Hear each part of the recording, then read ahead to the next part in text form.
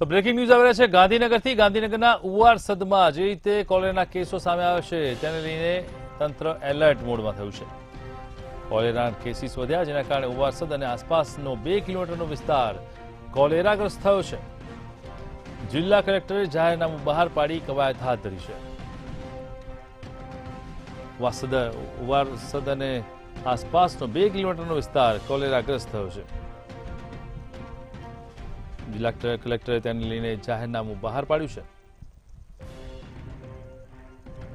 ગાંધીનગરના ઉવારસદમાં કોલેરાના કેસો વધતા તંત્ર એલર્ટ થયું છે।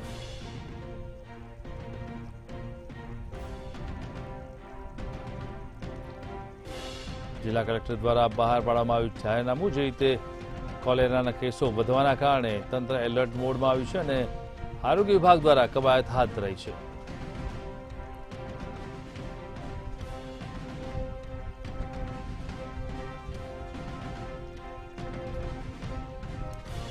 ગાંધીનગરના ઉવારસદમાં કોલેરાના કેસો વધતા તંત્ર એલર્ટ મોડમાં જેના કારણે કલેક્ટર દ્વારા ખાસ જાહેરનામું બહાર પાડવામાં આવ્યું છે। જિલ્લા કલેક્ટરે જાહેરનામું બહાર પાડી અને તંત્રને સતર્ક કર્યું છે અને સાથે જ કવાયત હાથ ધરવામાં આવી છે।